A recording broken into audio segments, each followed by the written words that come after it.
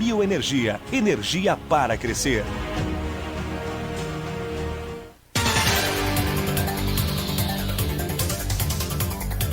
Sete horas e 26 minutos, voltamos com o Folha no Ar, primeira edição. E agora nós temos o nosso convidado, vamos apresentar e novamente dar bom dia a todos os ouvintes da Folha FM, aquele que está chegando agora. Bom dia para você, mais uma vez bom dia, Luísio. E recebemos aqui o professor Roberto Rosendo, diretor da UF, Universidade Federal Fluminense de Campos. Bom dia, Roberto. Batemos aqui um pouquinho um papo antes, né? Mas vou passar a bola para Luísio para já dar o pontapé inicial do nosso papo, da nossa entrevista. Luísio. Bom dia, professor. Um prazer tê-lo aqui no programa. Acho que eu podia começar, já que eu, como sou economista, falar como o senhor está vendo, leciona aqui, de Campos, como é que o senhor está vendo essa coisa, dessa possibilidade, a partir dos royalties ser aprovada no Supremo Tribunal Federal, no plenário agora, julgamento final, e qual impacto o senhor vê que isso poderia ter na economia de Campos e da região Macaé, Quissamã, São Luís da Barra, né? E o estado do Rio de Janeiro como um todo. Como é que o senhor está vendo isso? Bom, primeiramente, bom dia, Luísio, bom dia, Marco Antônio, né, os ouvintes da Folha da Manhã. É um prazer estar aqui. Quero agradecer o convite aqui do nosso eminente jornalista, Luísio, para compartilharmos aqui algumas questões importantes aqui para a nossa região, para o nosso estado, para o nosso país. É preocupante essa questão da partilha dos royalties para o estado do Rio de Janeiro e, obviamente, para os municípios produtores. O Rio de Janeiro vem sofrendo com essa questão, né, digamos assim, na área jurídica, né, da partilha dos royalties já há algum tempo. E realmente nós sabemos que as receitas dos municípios no entorno da Bacia de Campos, em geral, estão em torno, né, com a questão dos royalties, representam 2/3 das receitas globais desses municípios. E se você tem uma queda nessas receitas, né, que compõem a receita global dos municípios, dentre eles, sobretudo, Campos e Macaé, que são os maiores receptores de royalties do país, realmente o impacto na região, particularmente nesses municípios, em termos de renda, emprego e da gestão pública, são enormes. Então é muito preocupante a possibilidade de nós termos uma redução, que, como você falou, Aloysio, pode chegar, né, a 1/3 das receitas desses municípios, dos royalties recebidos. Campos seria 33%. Estou pegando aqui o texto, eu já fiz essa matéria com esse cálculo, mas Campos seria 33%. A menos, não é? Da receita total. Menos 33%. Menos 33%. Deixa eu pegar aqui, Aloysio. Aqui. Se eu não Campos seria, 35%, mais de um terço, 35%. Se eu não dá Barra, 39%. Quissamã, 35%. E Macaé, 24%. Da receita total dos municípios. Isso significaria, na verdade, numa situação de curto para médio prazo, o colapso das finanças públicas desses municípios. Demissão em massa, incapacidade de manter serviços públicos, né? E por uma questão, Aloysio, que nós estudamos, existe uma... E aí permita-me aqui usar um pouquinho, né, de algumas teorias. Sim, eu sou economista. Trabalha um pouquinho dentro, mas eu vou tentar traduzir. Nós temos aí algumas teorias que trabalham essa questão de uma forma, eu vou tentar, né, colocar de uma forma bem tranquila isso. O que acontece?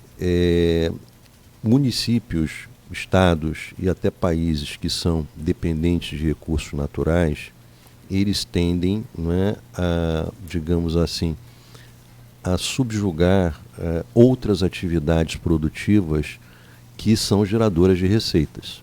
Então, quer dizer, há uma tendência muito grande a uma acomodação por parte, né, dessas regiões produtoras de recursos naturais, que acabam se beneficiando, inclusive, dos impostos oriundos, por exemplo, por exemplo, de royalties. Isso a gente vê notório no caso aqui do município de Campos, do município de Macaé e de outros municípios que acabam ficando extremamente dependentes, não desenvolvem outras atividades produtivas. Então, quando você tem uma situação, como é o caso que aconteceu recentemente, uma queda significativa no preço internacional do petróleo, e nós sabemos, não é, que os royalties têm como um dos elementos, né, para que ele seja pago, 2015, exatamente, pago aos municípios. 120 para menos de 50. Pela ANP, exatamente, né? A questão do preço internacional do petróleo é uma das variáveis que entram na composição da definição do pagamento de royalties. Então, isso acaba afetando os municípios. Agora, há outras variáveis internas. Então, por exemplo, a questão jurídica da partilha propriamente. Então, se o município, né, acaba ficando, e é uma tendência, principalmente em regiões de baixo e médio desenvolvimento, como é o caso aqui da nossa região e de muitas regiões do estado do Rio de Janeiro. Dependente desses royalties do petróleo, digamos assim, um choque externo, como é o caso do preço internacional do petróleo, quando cai, ou uma questão interna, como uma nova forma, um novo método de partilha, como se pretende definir agora juridicamente, não é? E isso pode impactar severamente a administração pública, com impactos severos para a renda, emprego e para a população de uma forma geral desses municípios. Eu queria fazer um paralelo, Luísio. Sabe o que isso me parece, professor? Eu gostaria até de que o senhor analisasse isso. É a mesma coisa dizer assim, como é que eu vou trabalhar sem o computador e sem o celular? Falei, peraí. Há 20 anos atrás você não tinha um computador e um celular. Sim. Não é mais ou menos isso que acontece? Você passa a depender somente do computador e do celular, você esquece que existem outras formas. Quer dizer, nós já conversamos aqui no programa, a Luiz, o Arnaldo, sobre que o plano B não foi feito. Isso é de 2013. E mesmo assim a Luísio sempre coloca que já se sabia, pelo menos as pessoas mais qualificadas, que era uma coisa finita. O petróleo é um recurso finito. É um recurso finito, então não tinha. E Campos teve a grande oportunidade do pró-álcool, daquela coisa toda, né, dos anos 70, foi pouco antes do... Pouco antes do petróleo. Primeiro carregamento de petróleo comercial de Campos em 77. Isso. No final do governo Geisel. Isso, exatamente. Quem cobriu foi um furo de reportagem, chegou a ser preso, foi seu primo, meu pai, Luiz Barbosa. Sim, verdade. Pegou um avião, sobrevoou.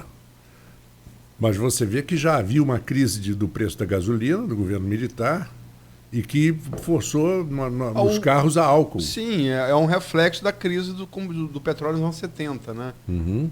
Eu tenho sempre um exemplo que o que o Marco falou, o senhor falou, professor.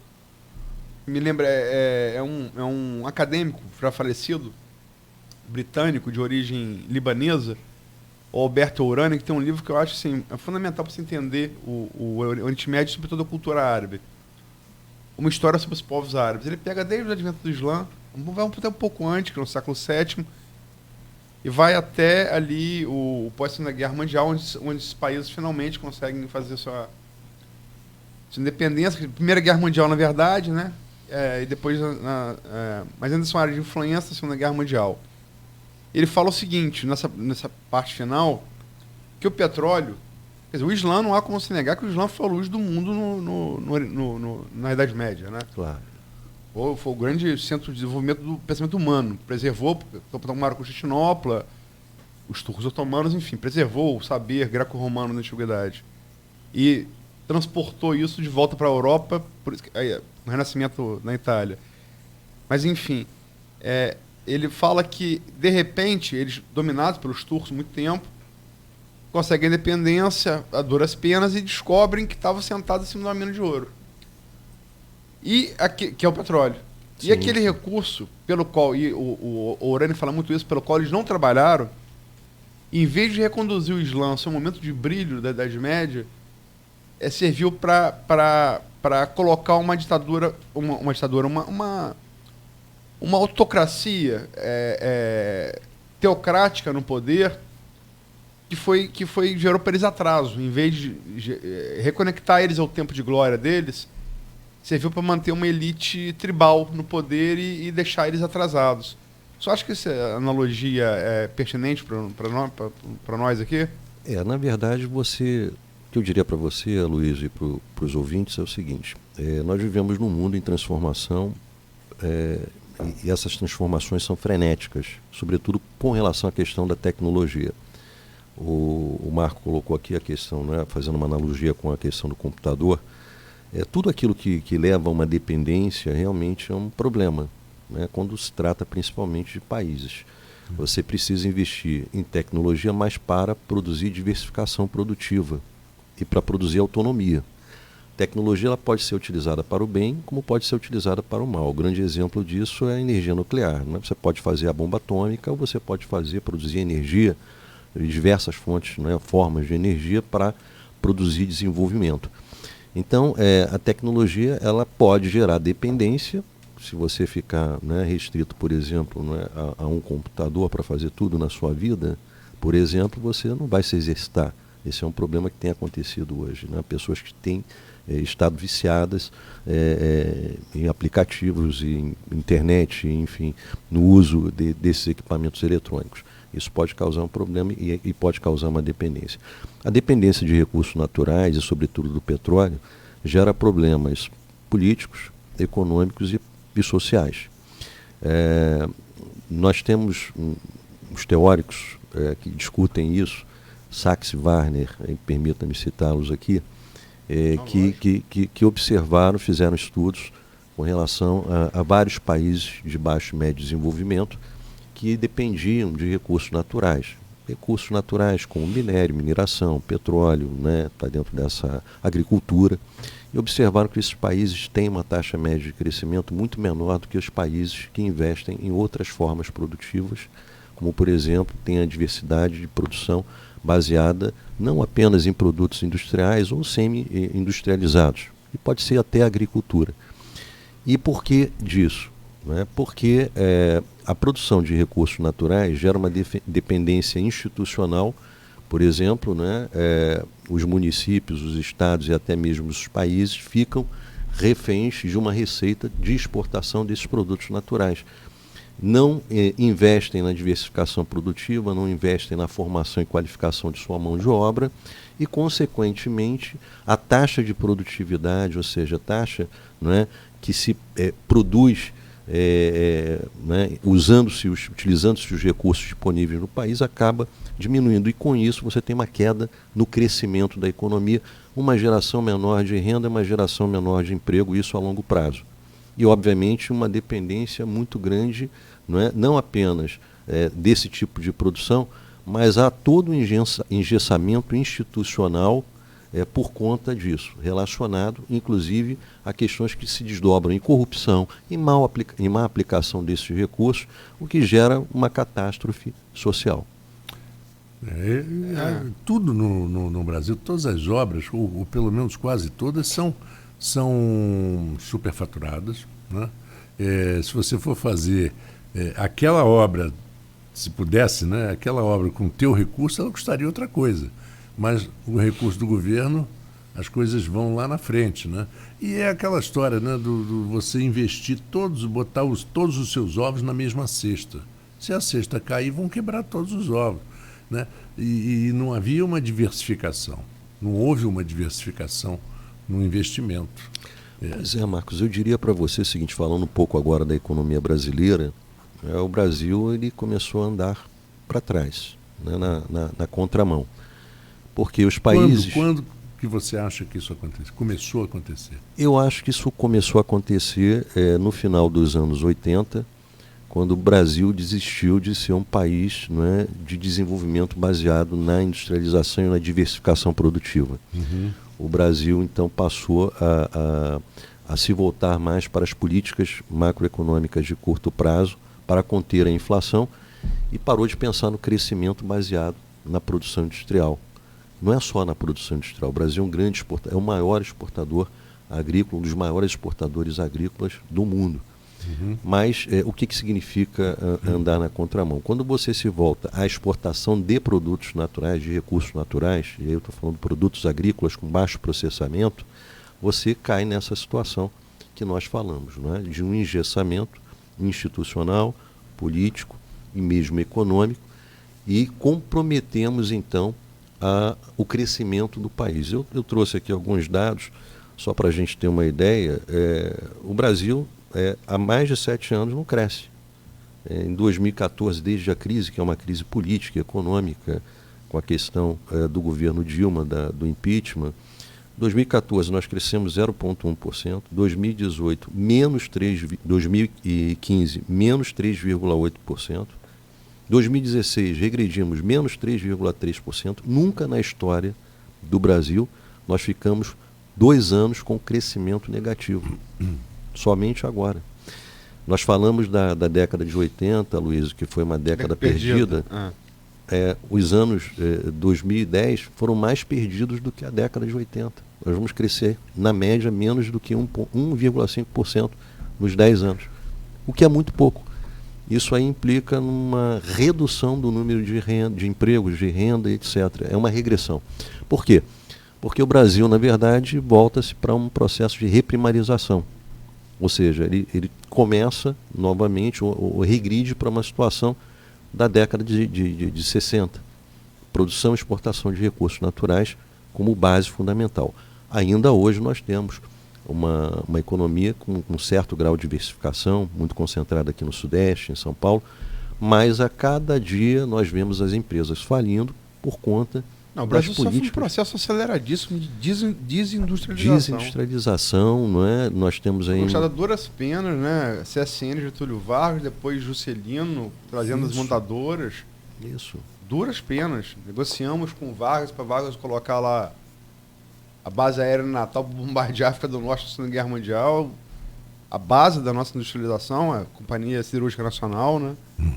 Juscelino acelerou muito isso depois e estamos jogando tudo fora. Isso, então entramos num processo severo de privatizações, sem um plano nacional de longo prazo para o crescimento baseado em diversificação produtiva, e o que nós vivenciamos no Brasil é um processo regressivo, não é? Sobretudo de desindustrialização, o que não é algo que, eu diria assim, não é por acaso, não é? Há, do ponto de vista político e ideológico, essa intencionalidade por parte de alguns governos. Só que isso realmente tem prejudicado muito o crescimento e desenvolvimento do Brasil. Se você me permite, pegar uns dados aqui, eu participei da palestra, Marco também foi âncora da palestra do Ricardo Amorim, Sim. jornalista e economista, né? Participa do Manhattan Connection, é muito conhecido. Sim. Ele fez um quadro que eu achei muito interessante, até fotografei e fiz algumas análises. O quadro que ele fez é Se a História Ensina Algo. Ele pega a história dos PIBs de 3 em 3 anos, né? Variação de 3 em 3 anos, do Brasil do século XX e até o XXI, começando em 1903. Você tem, desse período de 113 anos, você tem 4 PIBs negativos. Você tem 1933, ali, de 30 a 33, né? Sim, sim. Revolução de 30. Revolução de 30. Você tem... ele não chega a ser negativo, mas muito baixo, em 63. Temos o golpe militar 64. Em 83, ele negativo, 2,1. Temos o quê? Queda da ditadura de 85. Sim. E a crise da dívida externa, na década de 80. Temos de 90 a 93, cai o governo, impeachment do governo Collor. Sim. E em 2013, negativo, 3 anos, impeachment de Dilma. Sim. Quer dizer, o Jim Carville, estrategista do Bill Clinton, está certo mesmo, né? This economy stupid. Economia estúpida. PIB é negativo, cai o regime. De forma abrupta. É impressionante isso. Você acha, Roberto, que a crise de 80 foi pela inconsequência do milagre econômico dos anos 70? A ressaca, né? A ressaca da... Quer dizer, a sequela. Voltamos lá à história econômica, né, do Brasil. Eu acho que tem um elemento na década de 80, né, que culminou na crise, fatores internos e fatores externos. Você tem uma questão internacional da hegemonia norte-americana que está em questão, assim, uma política do governo norte-americano de valorização do dólar, porque você tem Estados Unidos aí competindo naquele momento ali, principalmente com o Japão, que ascendia como uma grande potência Bretton Woods internacional. O Bretton Woods dólar 43. Foi 43, falando da década de 80. Né? Então, quer dizer... O dólar passa a ser indexador Sim, do sim, ouro, sim, Bretton Woods, né? Isso. Padrão ouro-dólar. Né? E depois, nos anos 80, você tem uma virada na questão do padrão monetário internacional, que passa a ser padrão dólar-dólar. Então, quer dizer, isso aí realmente leva a uma valorização na moeda internacional dólar, não é? E desvaloriza as outras moedas. Internamente no Brasil, a gente tem a questão, né, da dívida interna, não é? Todo o esforço do segundo Plano Nacional de Desenvolvimento, da década de 70, do governo Geisel, que forçou. Tem um livro bastante interessante do Francisco Eduardo Pires chamado Economia em Marcha Forçada, que mostra o esforço do governo militar para dar continuidade àquele projeto de substituição, de industrialização por substituição de importações, que levou o Brasil a crescer nos anos 70 a uma taxa média de 8% ao ano. Obviamente, isso aí teve um impacto negativo nas finanças do país. Nós estamos falando aí do segundo, no período Geisel, Aloysio, da Transamazônica, do projeto Jari, dos grandes projetos de exportação de produção mineral, inclusive, né? Obviamente isso gerou um endividamento muito grande. O Estado brasileiro acabou assumindo esse endividamento, tanto de empresas públicas, estatais, como de empresas privadas que contratavam recursos externos. E aí você tem essa questão internacional que se soma com essa questão interna de endividamento severo por conta do segundo PND e que leva à crise do início dos anos 80. Bom, são 7 horas e 48 minutos, nós faremos um pequeno intervalo e voltamos dentro de instantes com Folha no Ar. Só primeira edição, pode falar, Luiz. Gente, o pessoal aqui é interessante, né? Tem pessoal aqui aparentemente da UF Livre, o José Henrique, a Letícia Gonçalves de Matos, cobrando para falar da UF Livre, das pichações, festas e tal. Só que sabe o que eu acho engraçado? Esse pessoal, eu não sou um camarada sou um camarada no máximo de centro-esquerda, mas esse pessoal de direita, essa direita frenética, nova, estou falando aqui de economia e querer falar de pichação. A gente vai falar sobre a UF é muito importante, claro. Todo daquele UF, um pouquinho de paciência. Eu pensei que liberais gostavam de falar sobre economia. É um negócio interessante. Isso, calma um pouquinho, gente. No próximo bloco. Exatamente. Vamos ao intervalo e voltamos em instantes. Quando se pensa em exames laboratoriais,